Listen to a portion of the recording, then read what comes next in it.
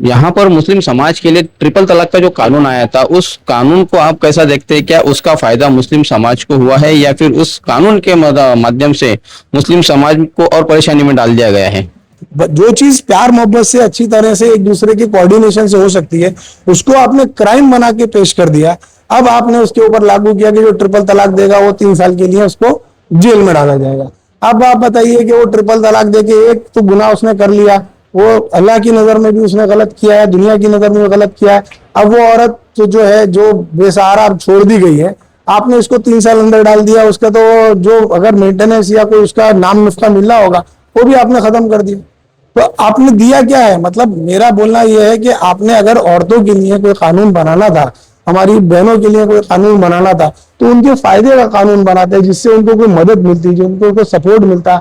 आप देखिए वक्फ के अंदर कानून है कि अगर कोई औरत बेसहारा है तो ये प्रोविजन है वक्फ के अंदर कि वक्फ का पैसा उस औरत को मेंटेनेंस के तौर पे मिलना चाहिए। आपने क्यों इस चीज को लागू करने में कभी कोई पहल नहीं दिखाई है? वक्फ का पैसा पड़ा हुआ बर्बाद हो जाता है, आपके पास स्कीम्स है उसमें आप कर सकते हैं, लेकिन इस पे पहल नहीं हो रही है। इस्लामी जो निजाम है बहुत सिस्टमैटिक है। अगर कोई बेसहारा औरत बचती भी है, अगर शौहर भी नहीं देख रहा, उसके माँ बाप भी नहीं देख रहे, तो वक्फ देखेगा उसको। लेकिन आपके अंदर वो इम्प्लीमेंटेशन करने की ताकत नहीं है, क्योंकि आप उनकी मदद करने के तौर पे नहीं कर रहे हैं, आपका पॉलिटिकल एजेंडा है। तो ये पॉलिटिकल एजेंडा खत्म करके मैं चाहूंगा कि जो भी कानून बने, मुसलमानों के लिए बने, हिंदुओं के लिए बने, सिखों के लिए बने, क्रिश्चियंस के लिए बने, बुद्धिस्ट के लिए बने, जैन के लिए बने, ये सोच रख के नहीं बने कि हमारा पॉलिटिकल माइलेज क्या होगा, ये सोच रख के बने कि इनका फायदा क्या होगा। अगर ये सोच बन के कानून बने, मैं सोचता हूँ बहुत अमन इस देश के अंदर आए। हम ये चाहते हैं कि जो यूनिफॉर्म सिविल कोड आ रहा है, इसके नुकसान से अवाम को वाकिफ कराया जाए। आज की मीटिंग की शुरुआत ये है कि हम कम से कम शहर के जो उलमा और मुअज़्ज़िज़ लोग हैं, इन तक बात पहुंचा रहे हैं। आज की इस मीटिंग में इन सब लोगों को शामिल करके पूरी आवाम तक पूरा एक मूवमेंट खड़ा किया जाएगा, क्योंकि एक अवामी तहरीक है।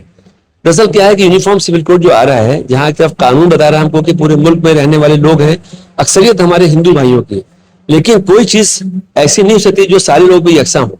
तो इस्लाम जो है इसके मुकाबिल एक अदल का निजाम कायम करता है। तो यूनिफॉर्म सिविल कोड सारे मजहब के लोगों के लिए यकसा नहीं हो सकता।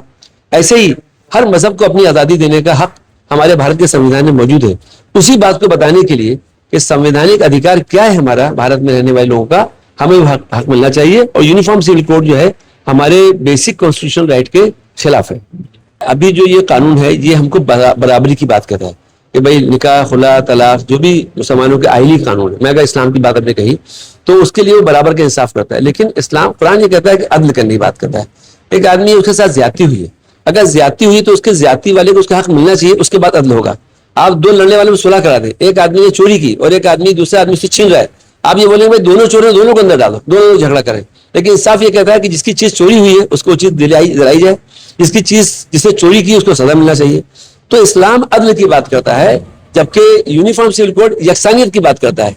और इस्लाम ये कहता है कि जो हकूक है जिसके, वो हक उनको मिलने चाहिए, उसके बाद इंसाफ कायम होगा। इस वक्त पूरे मुल्क में तकरीबन 210 दारुल क़ज़ा कायम है, जो मुसलमानों के फैमिली के जो मामला आइली कवानीन, क्योंकि खुला, निकाह, तलाक, विरासत और प्रॉपर्टी का जो डिस्ट्रीब्यूशन होता है या गोद लेने वाला मामला है, इस सब मामलों में इस्लाम ने रहनुमाई की है। कुरान में भी इसके बारे में है कि तुम लोगों के साथ इंसाफ करो, हदीस में भी इसके बारे में मौजूद है। अल्लाह के रसूल सल्लल्लाहु अलैहि वसल्लम ने भी अपने आपकी सीरत का मुताला करेंगे, हमें वाक़यात मिलते हैं। तो दारुल क़ज़ा का निज़ाम जो है सुन्नत और शरीयत के मुताबिक चलता है।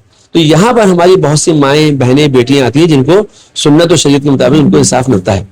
और इसके अलावा ऐसे बहुत से भाई भी हमारे जो मजलूम है वो आते हैं, उनको भी इंसाफ मिलता है। तो यहाँ का निज़ाम ऐन सुन्नत और शरीयत के मुताबिक है। जबकि ये जो अभी नया कानून अगर आता है और ये लागू होता है, जैसा कि 1-2 स्टेट में लागू हुआ है, तो इससे जाहिर है कि इस्लाम के बुनियादी सांचे पे कहीं ना कहीं फट करेगा।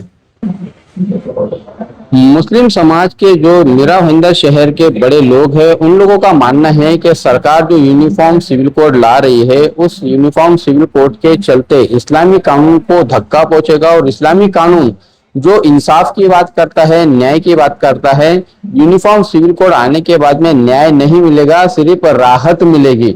मिसाल के तौर पर अगर हम आपको बताना चाहें कि अगर एक तलाकशुदा जिस महिला को 3 तलाक दिया गया है, वो अपने पति को जेल में 3 साल के लिए डाल देती है, लेकिन जेल में डालने के बाद में उस महिला को वो कहाँ इंसाफ मिलेगा? क्या जेल में डालना उसका मकसद था? नहीं बल्कि उसके आगे की जो बच्चों की परवरिश है और उसका जो महीना उसका जो खर्चा है, जो हर्जाना है, वो हर्जाना भी मिलना चाहिए। यही इस्लाम धर्म सिखाता है। कुल मिलाकर यूनिफॉर्म सिविल कोड को जो लागू किया जा रहा है उसके चलते लोगों को या पीड़ितों को न्याय नहीं मिलेगा, ऐसा साफ मानना है मुस्लिम समाज का, जिन्होंने अपील की है सरकार से कि इसके तमाम बारीक पहलुओं पर गौर करे और ये कानून लागू करने से पहले मुस्लिम समाज से भी उनकी राय ले। आप देख रहे हैं कैमरामैन आरिफ कुरैशी और साबिर शेख के साथ ऑन रिकॉर्ड मेरा महेंद्र। धन्यवाद।